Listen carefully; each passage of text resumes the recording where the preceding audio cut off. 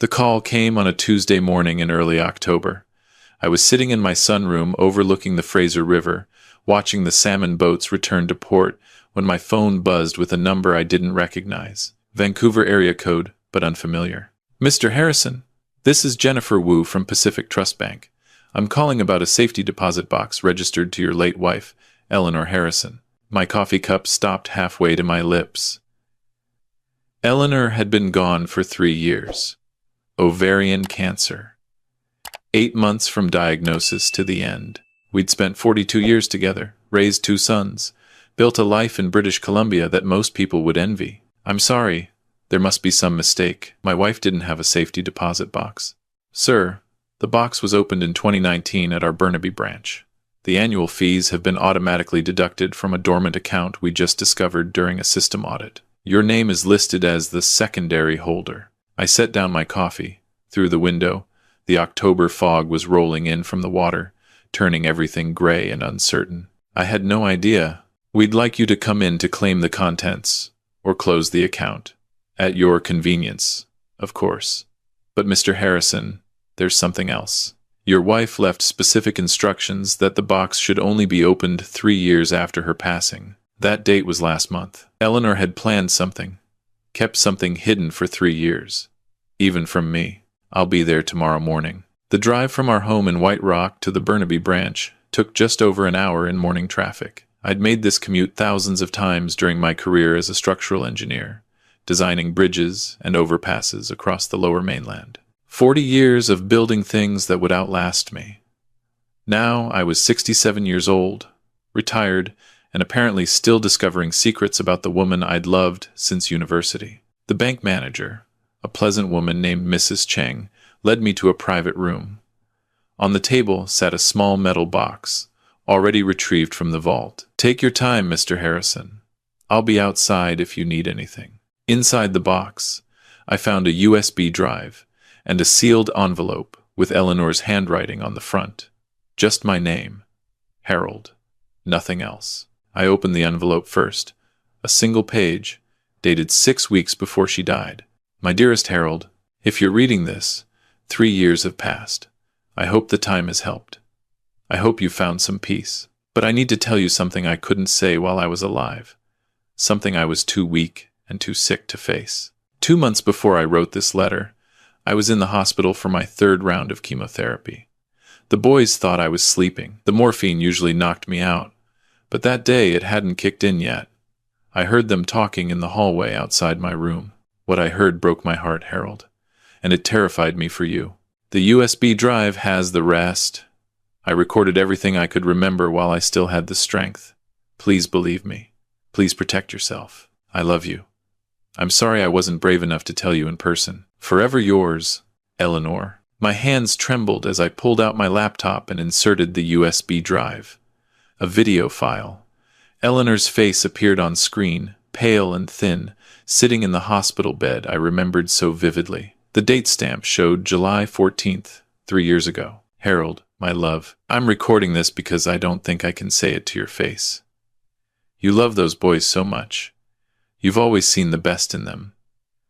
But I need you to see the truth. She paused, gathering strength. Even through the screen, I could see how much effort it took. I was pretending to sleep when I heard Michael and Kevin in the hallway. Michael said, "How much longer do you think she has?" Kevin answered, "Maybe 2 months. Then we can finally work on Dad." Eleanor's eyes filled with tears on the screen. They were planning, Harold. They've been planning since I got sick. Michael wants you to invest in his restaurant franchise. I had my friend Patricia look into it. There's no franchise agreement. The company he claims to represent doesn't exist. It's a scam. She coughed, took a sip of water. Kevin has gambling debts. I found the statements when I was looking for his health card to add to my hospital paperwork. He owes $83,000 to online poker sites and sports betting apps. He's been hiding it from everyone, including his wife Sandra. I paused the video. $83,000. That was almost exactly what Kevin had asked me to lend him last year for what he called investment opportunities. I'd given him $60,000. He said he'd pay it back within 6 months. That was 14 months ago. I pressed play again. They're going to tell you they need help getting back on their feet. They'll make you feel guilty for having money when they're struggling. They'll use your grief against you, Harold. They're waiting for me to die so they can convince you to give them everything we spent 40 years building. Eleanor wiped her eyes. I'm not asking you to hate them. They're still our sons. But please, please be careful. Don't let them destroy what we built. Don't let them take advantage of your kindness. She reached toward the camera. I love you. I'll always love you. Protect yourself, my darling. That's the last thing I can do for you. The video ended. I sat in that bank room for 20 minutes, staring at the frozen final frame of my wife's face. 3 years. 3 years of both sons living in properties I owned. Michael in the basement suite of our White Rock house since Eleanor's funeral. Kevin and Sandra in the Laneway house I'd built on the back of our property 2 years ago. Neither paid rent. Both came to me regularly with requests. Car repairs, medical bills, credit card debt, business opportunities. Everything Eleanor had predicted. Everything had happened exactly as she warned. I called my estate lawyer that afternoon, Robert Fraser. We'd worked together for 25 years. Robert, I need to meet with you today. It's urgent. Harold, is everything all right? No, but it will be. Do you know a good private investigator? He was quiet for a moment. I know someone. Former RCMP. Very discreet. What's happened? Eleanor left me a warning from beyond the grave, and I need to find out if she was right. The investigator's name was David Blackwood. Mid-50s, gray beard, the kind of calm demeanor that suggested he'd seen everything and was no longer surprised by human behavior. We met at a Tim Hortons in Surrey, far from White Rock where someone might recognize me.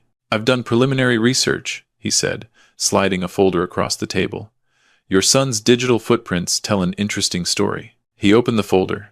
Inside were printouts, screenshots, financial records. Michael's restaurant franchise, Pacific Coast Kitchen Concepts. The website looks professional, claims partnerships with 3 existing restaurant chains, but there's no corporate registration in British Columbia, no federal business number, no franchise disclosure document, which is legally required in Ontario and Alberta. The address listed is a virtual office in Richmond. Completely fake? Completely fake.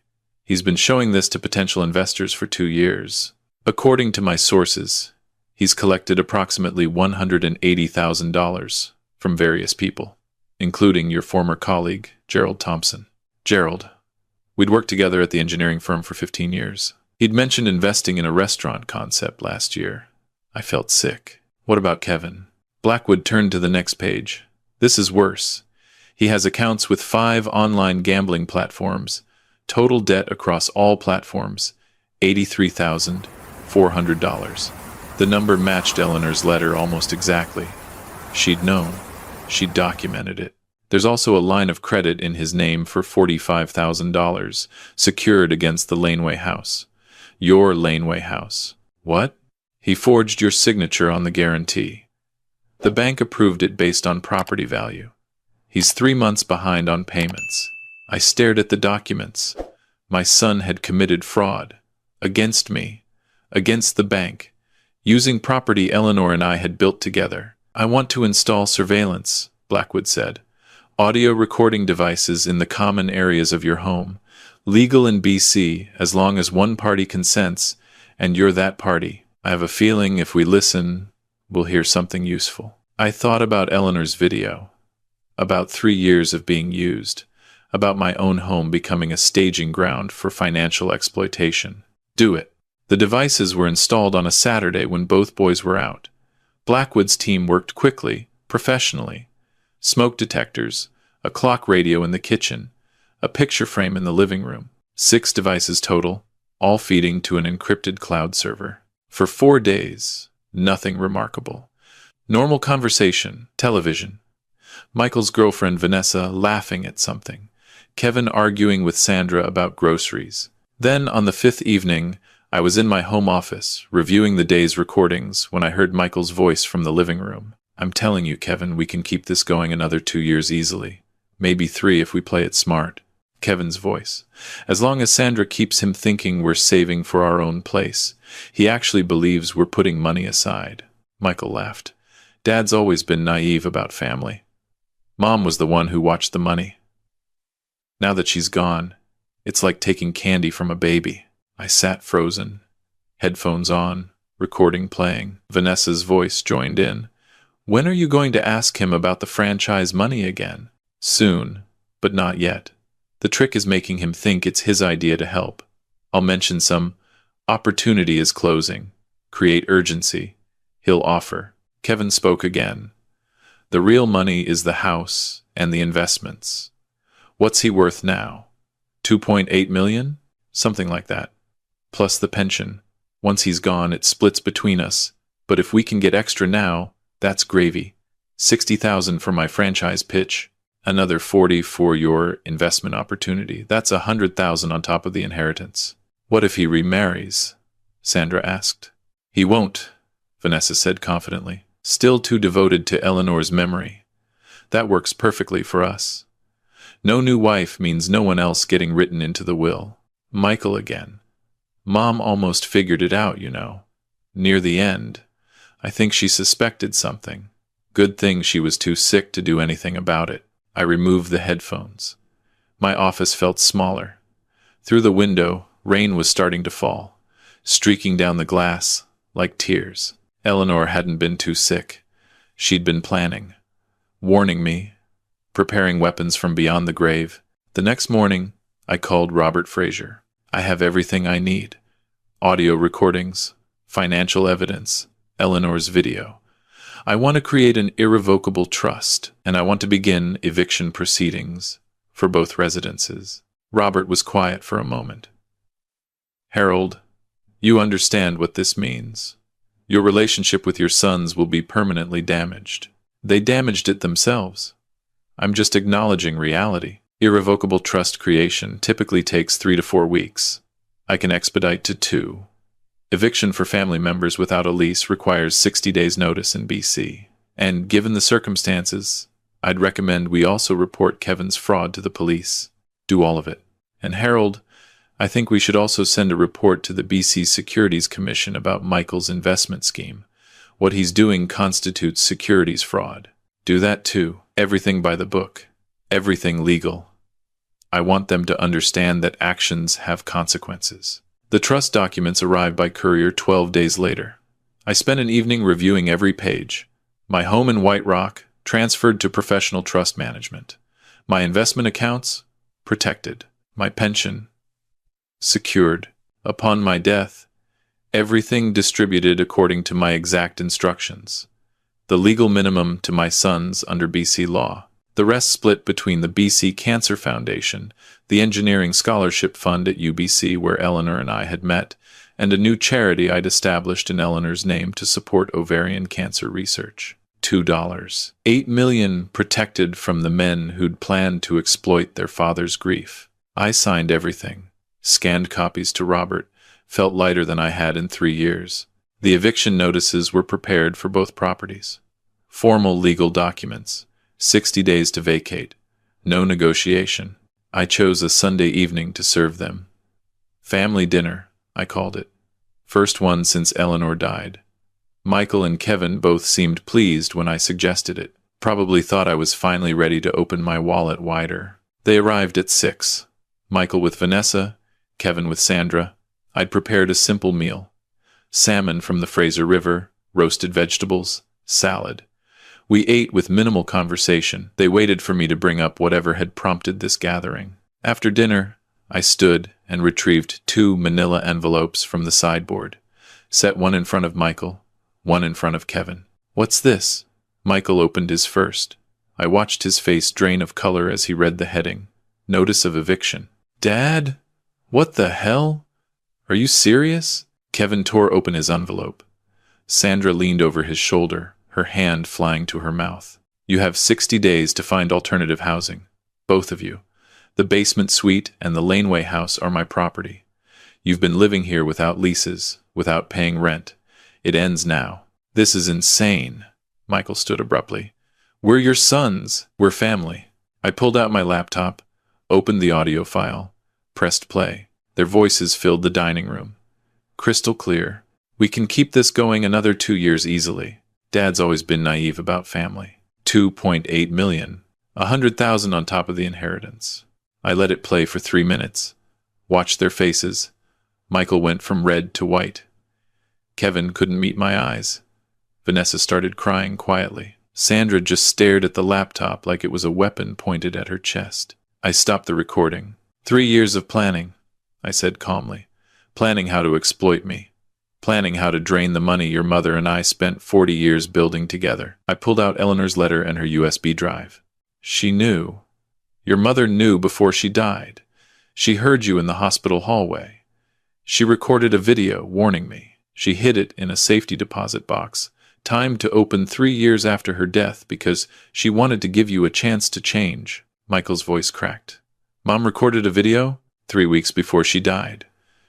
She tried to protect me from her own sons. Dad, please. Kevin reached toward me. We can explain. We were just talking. We didn't mean... Stop. I held up my hand. I've created an irrevocable trust. Everything I own is now protected. After my death, you'll each receive exactly what BC law requires me to leave you. Not a penny more. You can't do this, Sandra said, her voice rising. We'll contest it. We'll fight. With what evidence? I looked at her coldly.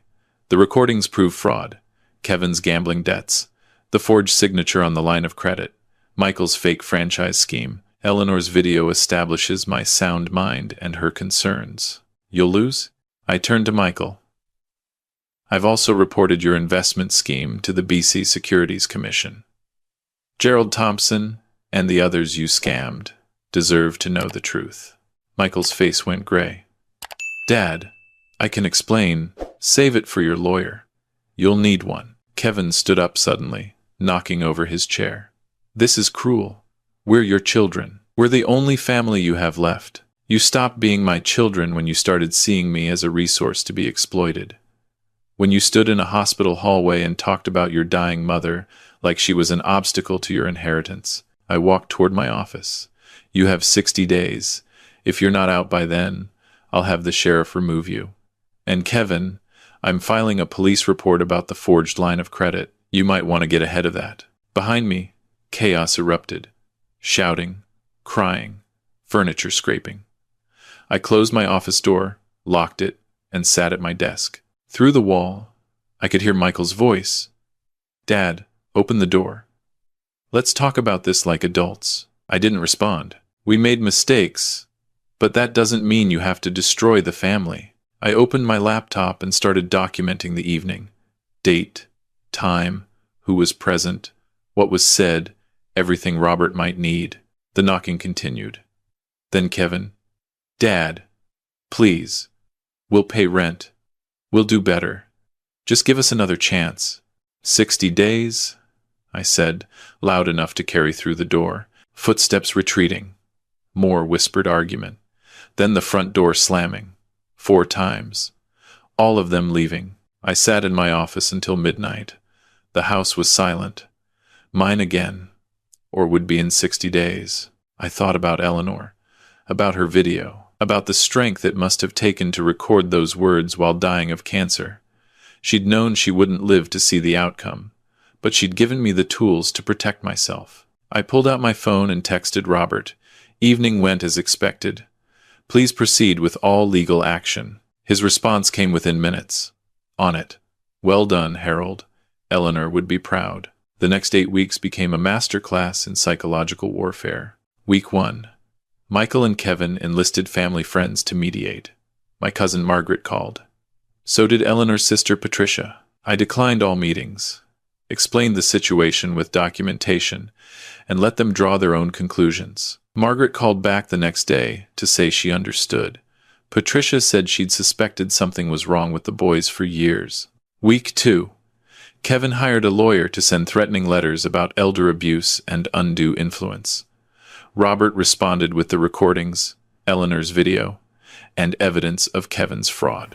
Kevin's lawyer withdrew from the case within 72 hours. Week 3. Michael attempted reconciliation. Showed up with flowers, coffee from my favorite shop in White Rock, and tears in his eyes. I'm sorry, Dad. I was wrong. Vanessa was pushing me. Can we start over? I accepted the flowers and the coffee. Then I closed the door in his face. Week 4. Kevin tried the illness strategy. Sandra called, hysterical, claiming Kevin had collapsed from stress and was in emergency at Peace Arch Hospital. I sent a fruit basket. Didn't visit. Called the hospital later to check. Kevin had been treated for anxiety and released the same day. Week 5. Both of them staged an intervention. Showed up with a family counselor they'd hired, uninvited, claiming they wanted to heal the family rift. I called the White Rock RCMP for trespassing. They left before the officers arrived. The counselor apologized profusely on her way out, clearly embarrassed to have been used as a prop. Week 6. Desperation. They offered to pay back rent, all of it, $94,000 for the combined residences. I forwarded the offer to Robert, who included it as evidence in the civil suit. Admission of debt. Week 7. They stopped trying to reconcile and started packing. I could hear them through the floors. Boxes being taped, furniture being moved, Kevin and Sandra arguing constantly through the walls of the laneway house. Michael and Vanessa having screaming matches that carried across the yard. Week 8. I hired Blackwood's team again, this time to install a complete security system. Cameras on all entrances, motion sensors, recording equipment. I wanted documentation of everything on eviction day. The 60th day arrived on a cold December morning. Snow on the mountains, frost on the grass. I arranged for Robert and 2 RCMP officers to meet me at 9 o'clock. Official, legal, final. Constable Morrison knocked on the basement suite door. Michael answered in sweatpants and an unwashed t-shirt. Behind him, the suite looked half-packed, boxes everywhere. Vanessa nowhere in sight. Sir, this is a formal eviction. You have until noon to remove all personal belongings. After that, anything remaining becomes abandoned property. We need more time, Michael said flatly. You've had 60 days. Noon is generous. At the laneway house, Kevin opened the door before Morrison could knock, resignation written across his face. Sandra stood behind him with her arms crossed. I know, Kevin said. We're leaving. By noon, Morrison confirmed. I watched from my kitchen window as they loaded a U-Haul truck. Slow movements, defeated body language. Michael made multiple trips, carrying boxes that looked too heavy for him alone. Vanessa finally appeared and helped without speaking. Kevin and Sandra worked in silence, their marriage visibly strained by the stress of the last 2 months. At 11:45, Michael knocked on my door one final time. I opened it. We stood facing each other, father and son, strangers. I hope you're satisfied, he said. You've made your point. My point is that actions have consequences. You plan to exploit me. Your mother tried to warn you by giving you 3 years to change. You didn't. I protected myself. We're still your sons. You made a choice. When your mother was dying, you stood in a hospital hallway and talked about her death like it was an opportunity. You chose money over family. I'm just respecting that choice. His jaw clenched. Fine. But don't expect us to be there when you need help. When you're old and sick with no one to take care of you. I won't. He turned and walked away. Got in the U-Haul. Kevin followed in his sedan with Sandra. Both vehicles disappeared down the driveway. My sons leaving my property for the last time. The constables checked both residences. Empty. Morrison handed me paperwork. They're officially out. Call if they return without permission. After everyone left, I walked through the empty spaces. The basement suite echoed. The laneway house smelled like cigarette smoke and takeout containers. I opened all the windows, letting the December air clean out 3 years of occupation. My phone buzzed. Text from Michael. This isn't over. I deleted it, then blocked both sons' numbers. The legal proceedings took 5 months. The civil suit for back rent resulted in a judgment of $94,000 against both sons jointly and severally. Neither had the money. The court ordered wage garnishment, 20% of everything they earned for the foreseeable future. The BC Securities Commission investigation into Michael's franchise scheme resulted in a cease and desist order and a $25,000 fine. They also referred the case to the RCMP for criminal investigation. Last I heard, charges were pending. The police report about Kevin's forged signature resulted in charges of fraud and forgery. He pleaded guilty to avoid trial, received a conditional sentence, 2 years less a day, house arrest, community service, a criminal record that would follow him for the rest of his life. The bank that had approved the fraudulent line of credit against my Laneway house wrote off the $45,000 debt and sent me a letter of apology. They fired the loan officer who had failed to properly verify my signature. I took no pleasure in their destruction, only relief that Eleanor's warning had been heeded. Spring came to British Columbia. The cherry blossoms bloomed along the streets of White Rock. The salmon returned to the Fraser. Life continued.